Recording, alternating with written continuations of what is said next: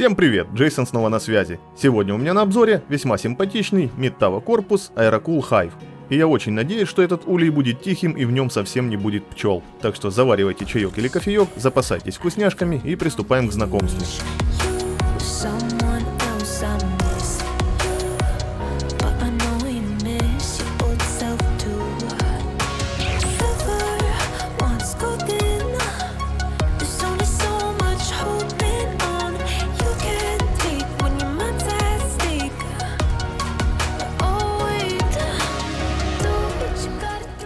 Начнем, как всегда, с габаритов, и они у этого корпуса с учетом всех выступающих частей такие: длина 390, ширина 205, высота 457 мм. На верхней панели корпуса присутствует противопылевая сеточка на магнитах. Она накрывает собой достаточно крупные вентиляционные отверстия в виде пчелиных сот, а также продолговатые посадочные отверстия для возможного крепления двух 120 мм вентиляторов. Поддержка СЖО здесь не заявлена, и это правильно, так как вот этого расстояния в 28 мм между краем материнки и верхней панелью недостаточно для нормального размещения компонентов СЖО. Ближе к передней панели здесь разместились кнопка включения, кнопка перезагрузки, светодиоды питания и обращения к накопителю, разъемы для подключения микрофона и наушников, один разъем USB версии 2.0 и два разъема USB версии 3.0. Кабели разъемовых кнопок длинные, подключение стандартное. Передняя панель выполнена из крепкого пластика с покрытием, стилизированным под карбон. Внешний дизайн выглядит, как по мне, просто отлично и вполне соответствует названию модели корпуса. Отверстия для забора воздуха выполнены прямо в панели, и они достаточно крупные. С внутренней стороны они прикрыты пылевиком, который в 4 местах приплавлен к передней панели, и плюс ко всему держится на двухстороннем скотче.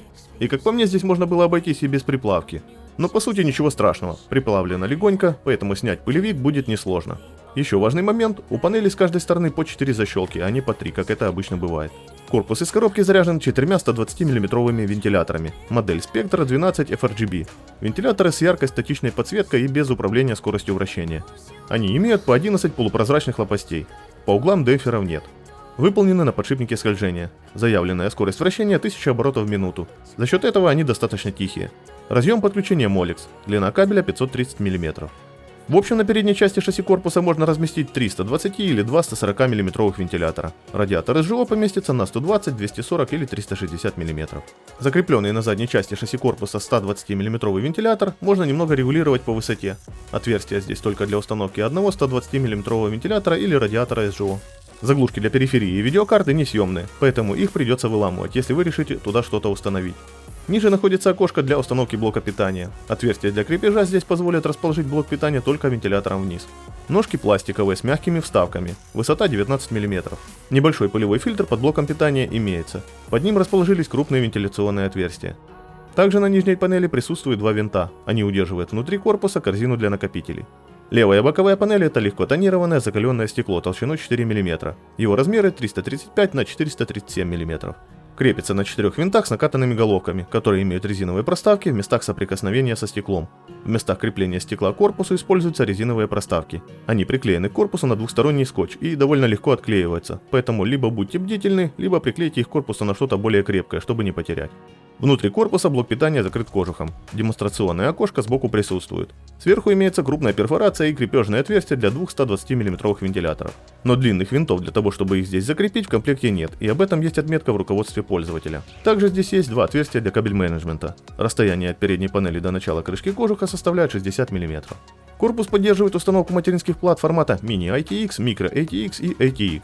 6 стоек под них уже вкручены на свои места, в комплекте с крепежом можно найти еще 3. Кстати говоря, вот так выглядит весь комплект. Как видите, для стандартной сборки здесь его впритык, поэтому по дому сильно им не разбрасывайтесь, конечно, если у вас нет запасного. Для установки здесь видеокарты расстояние от края до края равно 317 мм. Кулер для процессора можно установить высотой до 160 мм включительно. Для укладки кабелей между поддоном материнки и правой панелью предусмотрено в среднем 17 мм свободного пространства. Есть на поддоне места для установки пары 2,5 дюймовых накопителей.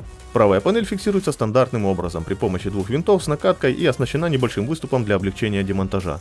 Толщина металла панели, а также шасси корпуса 0,5 мм. В месте установки блока питания демпфером не предусмотрено. Корзина для накопителя имеет два положения крепления. В первом для блока питания здесь имеем 193 мм свободного пространства, во втором 206 мм. Если корзина не нужна, то можете ее убрать и использовать полученное свободное место для более удобного и аккуратного размещения кабелей от корпуса и блока питания. В корзину можно установить два 3,5 дюймовых диска, верхний можно заменить на 2,5 дюймовый диск. Все отверстия в корпусе либо выполнены аккуратно и без острых граней, либо завальцованы. Выступы для крепления кабелей стяжками имеются. Чтобы показать, как может выглядеть собранная система в данном корпусе, воспользуюсь процессором Ryzen 3 3100 и материнкой ASRock B550M Phantom Gaming 4, которые мне предоставили для данной сборки мои друзья, интернет-магазин Technostore. Выручают меня уже не один раз. У них всегда классные цены на различные смартфоны, комплектуху для ПК и периферию. Плюс у них для подписчиков Инстаграма часто проводятся розыгрыши, так что рекомендую к ним заглянуть. Ссылочки на сайт и инсту оставлю в описании под этим видео. Кулер для проца буду использовать Aerocool Cylon 4. Его высота 160 мм. Тем самым проверим, будет ли он мешать закрытию стеклянной боковой панели или нет. Также в данной сборке буду использовать вот такой комплект оперативной памяти от бренда Patriot. Серия называется Blackout. Выглядит она, как я люблю, максимально строго. Высота модуля 40 мм.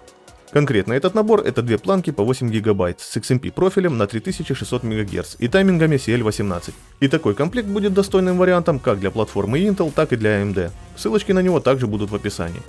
В процессе сборки установить блок питания длиной 160 мм получилось без проблем. С кабель-менеджментом также вопросов не было, но нужно учитывать то, что в сборке нет 3,5 дюймовых накопителей. И место в корзине я использовал для размещения проводов от БП. За счет этого боковая панель спокойно и без усилий устанавливается и закрепляется. Со стеклянной панелью также проблем никаких. То есть процессорный кулер высотой в 160 мм никак не помешал ее размещению. Однако более высокий кулер для данного корпуса я бы уже не использовал. Подводя итог, скажу, что по моему мнению у Aerocool получился весьма стильный корпус, который будет неплохим вариантом для бюджетной сборки.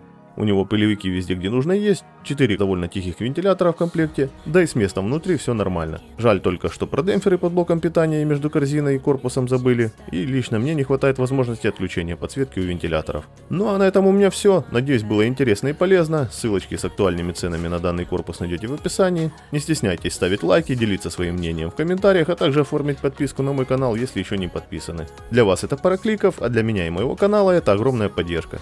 Всем хорошего настроения, с вами как всегда был Джейсон, до скорого!